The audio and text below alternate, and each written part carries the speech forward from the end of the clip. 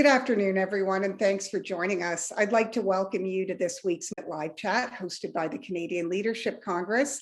Today, we're addressing direct lending, how it's evolved and how asset owners are using it in their portfolios. And here to talk about this with me, I have Scott Baskind, who's Chief Investment Officer and Head of Invesco Private Credit, and Ron Kantowitz, who's Managing Director and Head of Private Debt. Welcome to both of you.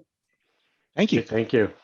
Great. Okay. Well, let me kick off my first question. And you know, there's a lot going on in the macro environment, to say the least. How's that impacting the credit space right now? And what's your biggest concern? Scott, you want to address that? Sure. So it's you know, the macro environment is really one of the more interesting sort of environments that we've been in many years, right? The confluence of both the more recent inflationary environment that we're in, the supply chain disruption, the Fed's sort of interest rate policy, and obviously becoming much more hawkish in nature, has caused tremendous angst amongst investors, if you will. Maybe if we peel that back a little bit to talk about the direct impact to corporates from a impact perspective, right? The inflationary environment really started in 2021 around supply chain disruptions and the ability of many of the underlying corporate operators that we invest in and diligence and analyze, the influence on getting supplies and being able to produce components and produce sort of outputs for consumers became quite challenged, and that caused I would say a ripple effect across the economy, and very specific to certain industries, and very impactful now to the consumer, right, in the auto space, in the sort of technology arenas, if you will. Layer on top of that more of an inflationary environment that the supply chain started has become really around cost pressures. And we're seeing that from labor cost increases to goods and services, and clearly, once again, the consumer is bearing the brunt of a lot of that. Interesting enough, many of the underlying corporate entities that we lend capital to have been in a fairly strong sort of perspective in terms of their ability to pass through those costs. Some are lagging, and that's a consideration that Ron can certainly talk to in terms of direct impact on many of the corporations, if you will. But that confluence of cost pressures, the ability to produce goods and services has really been hamstrung by what's going on in the global sort of economy. And then clearly the geopolitical and the unfortunate circumstances around the conflict in the Ukraine has added to significant pressures, you know, putting aside for the moment the humanitarian disaster, but the energy crisis in terms of increased energy prices, supply, potentially supply disruptions throughout Europe. We see those impacts impacting the European economies to a greater extent than the domestic U.S. economy. However, the economies in general have become much more global in nature, so there are impacts that we are seeing across the board. Yeah, there's a lot of moving parts there. Let's look a little more closely about the private space, the spectrum of choice right now in private credit. In your conversations with asset owners, what are they most focused on, and why? Yeah, so I think there's really two key themes, if you will, that investors have been critically focused on for a number of years, and that's been dominated by income-oriented strategies, if you will. And credit really plays a critical role in providing higher income outcomes for clients on a global basis. And coming through the financial crisis, which seems like a lifetime ago, if you will, we've been in a zero to negative interest rate environment in the real global markets, and asset allocators have been sort of challenged with the ability to produce positive returns in many cases. So income orientation has been really critical from a thematic perspective.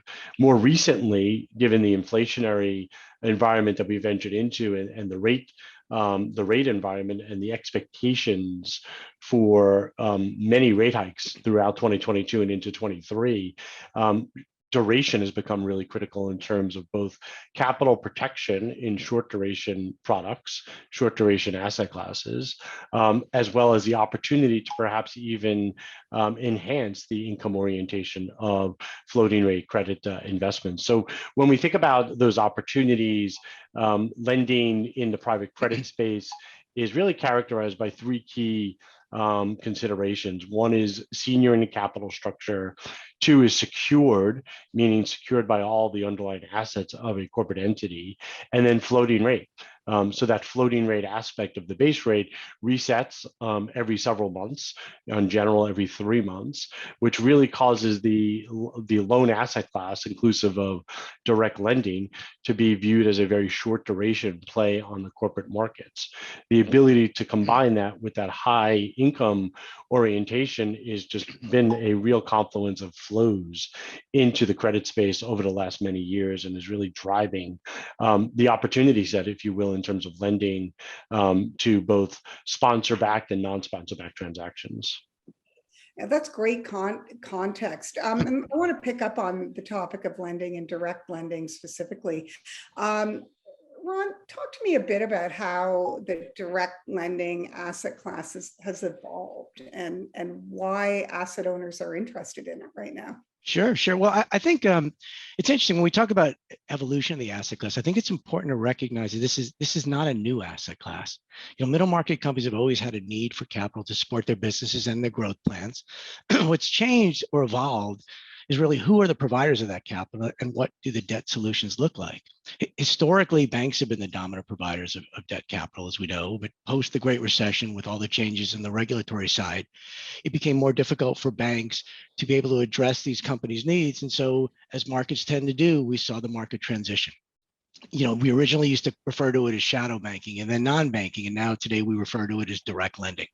And direct lending is really the solution for middle market companies, and in many respects provides greater flexibility and more bespoke solutions than what these middle market companies can today, receive from banks. And I think it's interesting because the market does continue to grow and evolve. If you look at what direct lending looked like 5 years ago, it was an asset class predominantly focused in the middle market. Today, it's not uncommon to see billion-dollar direct lending deals getting done. And the reason for this is as the markets transitioned away from banks, it's created access to an asset class for institutional investors that they weren't able to tap into before. And it's a compelling asset class, as Scott referenced, and this drives continuous inflows into the space, and it just continues to increase the overall, ability and access that this market has. And look, it's from our investors' perspectives, as I mentioned, this is, and as we touched on, this is a compelling asset class. It's a large asset class, and we know on the demand side there's continued growth and opportunity. 75% of the opportunity in direct lending comes from private equity firms. And what we know with private equity continue to amass record sums of capital year in and year out. And they need our direct lending capital to be able to execute their strategies. And as we touched on, it's typically a senior secured asset class. So there's a fundamental inherent risk mitigation associated with it. It's a floating rate asset class. So in rising rate environments, it provides a natural hedge. And certainly front of mind for everyone today is the inflation risks. And we know floating rate assets tend to outperform in rising rate environments. And I think importantly, when you look at direct lending specifically and you contrast it with the broader debt and equity markets, what you also tend to see is lower volatility and lower correlation with these other asset classes. So from our investors' perspectives, it offers, in some cases, some really nice diversification benefits. And I think lastly, when you look at the asset class, just at the asset level, it has traditionally delivered 8% or better unlevered returns. And so from our investors' perspective, it checks all the boxes, or many of the boxes that they're concerned about and they're looking for, particularly environments where they're trying to navigate increased volatility and uncertainty. Yeah, those are excellent points. When I think about all the background and context that Scott shared around inflation and interest rates and conflict in the world, what are the opportunities you're seeing right now? Where are you focused? Yeah, no, that's a great question. So, Sort of following on from my earlier comment, as this market has grown, you can start to see real segmentation within direct lending, and each segment have different risk return characteristics associated with it. I can tell you from our perspective, we tend to focus on a segment of direct lending we refer to as the core middle market, which I would define as companies with enterprise values less than $750 million in size. This is the traditional part of direct lending that we've typically seen before the market has started to widen out. And we focus in this particular segment of the market because historically it's demonstrated some of the most consistent returns and performance. And I think equally important, when we compare it with some of the other opportunities within direct lending, it offers some of the most attractive yields, but equally important, some of the strongest creditor protections that you can find in the market. And so from a risk return perspective, we think this is really a compelling component within direct lending where we think we see some of the best opportunities. And as we think about orienting, and again, there's some themes you'll hear, over the course of our discussion, we skew towards senior secured. We like to be at the top of the cap structure. We want to have that security. It mitigates risk. We're a private equity oriented direct lending strategy. We want to work with world-class private equity firms that we know where we have experience. And as we think about the opportunity set from our perspective, if we do our work and we identify what we think is a great opportunity, and we're aligning with some of the best equity investors in the world, and they're willing to contribute 50% of the value of those businesses in first loss equity, from a risk perspective, we think we're in a pretty strong position. That's how we pursue this market. Okay, so obviously not all strategies and approaches are created equal. What do you need to be successful in this space? Scott, do you want to talk to us a bit about that? Sure, happy to. I think the size and scale from an organizational perspective is probably the most critical from a sort of relationship and a partnership perspective, because investors and asset owners are truly focused on deploying capital in strategies where they have confidence in both that deployment sort of schedule, if you will, and pace, but also being able to achieve sort of that risk return profile that they're looking for within so that asset allocation. So partnering with managers and investment firms that can ultimately offer multiple solutions that can help them think about asset allocation, that can be thought leaders, if you will. And within the private arena, access to unique deal flow is really one of the most critical components of that dialogue. So being able to create and customize solutions, if you will, that allow those investors to achieve their underlying objectives is really critical in that partnership, if you will. So size of organization is really critical if from an investment perspective, but also having sort of the backbone of oversight and risk is absolutely critical, we think, to the long-term success and what asset owners are ultimately looking for in their investment partnerships. It's not strictly about just the investment experience. It's also about the onboarding, about the reporting, about the thought leadership that you're able to provide. So all of this goes into the discussion and dialogue that ultimately leads towards outcomes. Okay, did you want to add anything to that, Ron?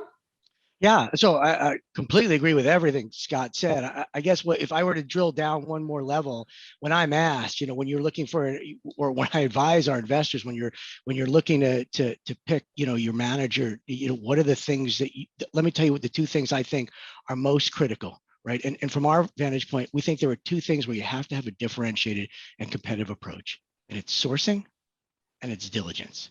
And so sort of, marrying up with Scott's, earlier comment, when we think about sourcing, we're leveraging, the institutional relationships we have with, world-class private equity firms. We've got $30 billion of capital today invested in the portfolio companies of more than 200 private equity firms. It creates a significant level of institutional relationship, which ultimately we believe drives, sourcing advantage and ultimately proprietary opportunities. And then the other part of this is diligence.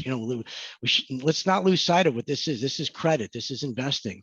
Diligence is critical. And our philosophy, when we think about direct lending, it's really very simple. We think it's difficult to be successful as a direct lender if you're a generalist. You have to have sector expertise. And I think here for us, we leverage one of the largest private side sector teams in the market. And our philosophy is really simple. In every investment we make, we're going to bring those sector experts onto our diligence team. They're going to be part of that process. And if we do that right, it's going to drive a more efficient, more focused diligence, and that drives better outcomes for our clients. So, when we think about it at the asset level, that's how we think about what's important as a direct lender.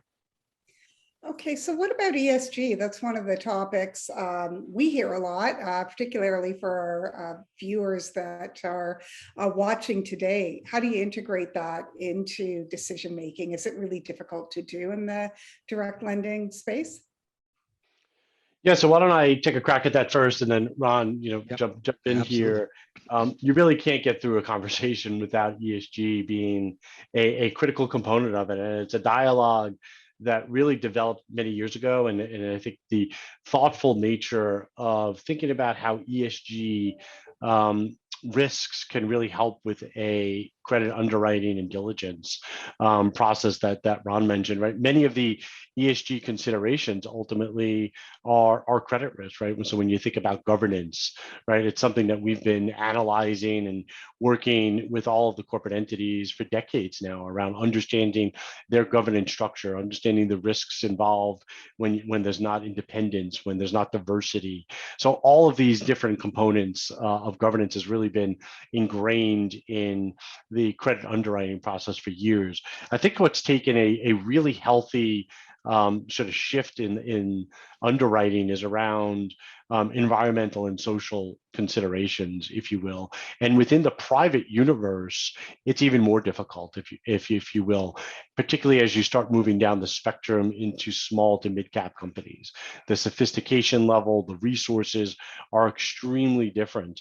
And where they are on their journey is very different than in the public markets for large cap companies. So what we try to do is we engage with companies, we try to educate them, we encourage them around disclosure, developing policies and procedures that are healthy to helping their organizations really create a story around where they're going, where they are today and where they're going tomorrow. And when we're working with companies, what we're most focused on is sort of baselining where companies are today, but really helping them develop that engagement level on a go-forward basis. So what are their expectations and where can they get to over the next 1 to 3 years and then 3 to 5 years, if you will, because ultimately what we're looking to do is to measure the company's success or lack thereof on a go-forward basis. And I think from an institutional perspective at Invesco, we have spent an enormous amount of time not just working with end investors, right, the asset owners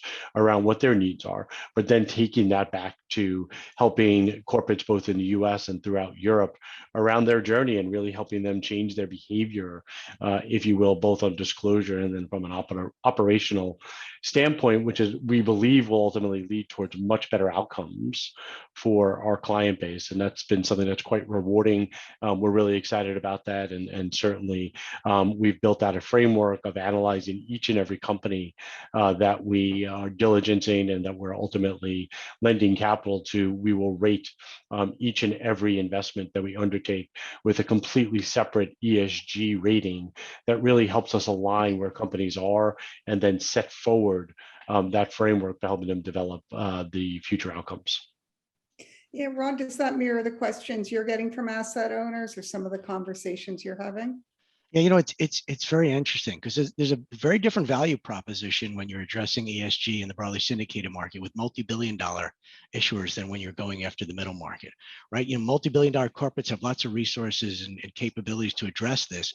Whereas if you're dealing with a $200 or $300 million middle market company, they may not have near the same resources or capability, but they don't lack, or they have just as much interest and focus and desire. And so I think the value proposition, the way we think about it, we really have two objectives. Number one, we need to underwrite and evaluate these businesses against our ESG technology because we want to make sure we're investing in the right companies. But I think echoing Scott's point, the value add here for us is to help our management teams and our private equity firms think about where they have risks along the ESG continuum. And again, leveraging off this base of knowledge and experience we have, helping them think about actionable decisions they can take to improve that ESG profile. Great. Excellent. Well, thanks both of you for your comments. Great insights here today. And that wraps this week's Monday Minute. Don't forget to send us your questions and we'll get right back to you with our speaker's response. And we've got lots of exciting content and great interviews lined up this year that you're not going to want to miss. So be sure to hit the like and subscribe buttons below and visit us at leadershipcongress.ca to get our informative CLC newsletter. Thank you all for joining us and see you next time. Thanks, guys. Thank you. Thank you.